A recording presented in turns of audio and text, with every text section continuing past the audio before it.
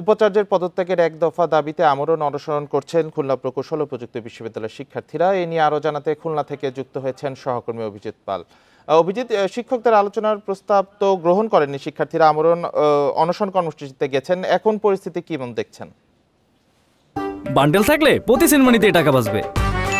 বিকাশ send money bundle কিনে জিতুন প্রতি লেনদেনে। আপনি যেমনটি বলছিলেন যে শিক্ষকদের যে আলোচনার আহ্বান ছিল, সেই আহ্বানকে প্রত্যাখ্যান করে প্রায় 20 ঘন্টার মতো সময় হয়ে গেছে যে শিক্ষার্থীরা তারা অনশন করছেন। খুলনা প্রকৌশল প্রযুক্তি বিশ্ববিদ্যালয়ের যে ডিএসডব্লিউ ভবন আছে সেই ভবনের নিচে তারা অবস্থান করছেন। আমি যদি একটু দেখাই যে গতকালকে আসলে 32 জন শিক্ষার্থী এই অনশন কর্মসূচি শুরু করে, এখন বর্তমানে 29 জন আছেন। 2 জন অসুস্থতাজনিত কারণে তারা চলে গেছেন, আর বাকি একজন তার পারিবারিক কারণে তাকে চলে যেতে হয়েছে।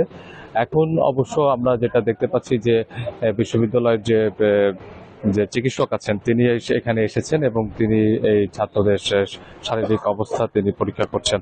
আর আমরা কিছুক্ষণ আগে ছাত্রদের সঙ্গে যখন কথা বলেছি, তারা বলেছেন যে তারা আসলে তাদের যে দাবি, সেই দাবির ব্যাপারে এখনো তারা অনড় রয়েছেন এবং তারা বলছেন যে এই যে আলোচনার আহ্বান শিক্ষকদের পক্ষ থেকে করা হয়েছে সেটি আসলে সময় চলে গিয়েছে। কারণ এই তারা গত 2 মাস ধরে এই আন্দোলন চলছে এবং এর আগে তারা যখন প্রথম 13ই এপ্রিল তারা যখন ক্যাম্পাসে প্রবেশ করে হল খুলে দেওয়ার দাবি জানায় এবং সেই সময় তারা শিক্ষকদেরকে আহ্বান জানিয়েছিলেন যে আলোচনার মাধ্যমে বসার জন্য, কিন্তু সেই সময় শিক্ষকরা বসেননি এবং 13 থেকে 16 এপ্রিল পর্যন্ত তারা আসলে প্রশাসনিক ভবনের সামনে অবস্থান নিয়ে তারা তাদের দাবির প্রেক্ষিতে কর্মসূচি পালন করছিলেন।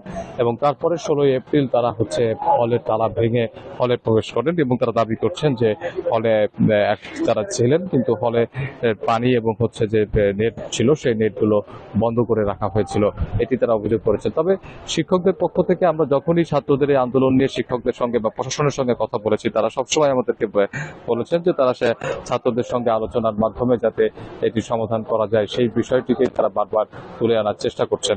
যদিও 15ই এপ্রিল বিশ্ববিদ্যালয়ের একটি সিন্ডিকেটের সভা হয়েছে এবং সেই সভা থেকে আগামী 4 মে বিশ্ববিদ্যালয়ের যে একাডেমিক কার্যক্রম সেটি শুরু করার কথা জানানো হয়েছে এবং 2 মে থেকে হল খুলে দেওয়ার সিদ্ধান্ত হয়। এবং এই 18ই ফেব্রুয়ারিতে যে সংঘর্ষের ঘটনা ঘটে, সেই সংঘর্ষের ঘটনায় প্রায় 37 জন শিক্ষককে থেকে তারা সাময়িকভাবে বহিষ্কার করেছেন এবং বিশ্ববিদ্যালয়ের যে আইন শৃঙ্খলা কমিটি আছে সেই আইন শৃঙ্খলা কমিটির নিকট সেটি প্রেরণ করা হয়েছে।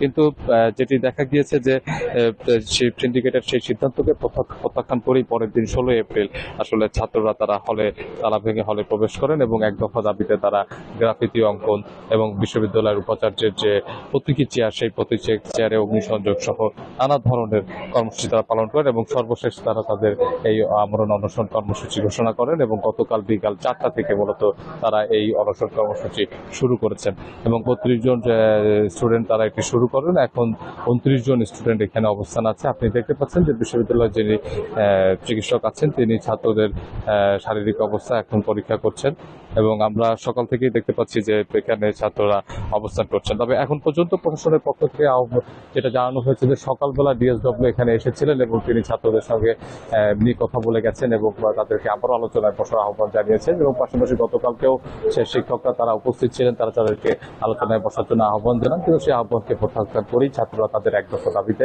অনড় অবস্থানে রয়েছেন এবং আন্দোলন চালিয়ে যাচ্ছে। দাবি আদায়ে আমরণ কর্মসূচি পালন করছেন কুয়েটের শিক্ষার্থীরা। এ বিষয়ে জানাচ্ছিলেন সহকর্মী অভিজিৎ পাল।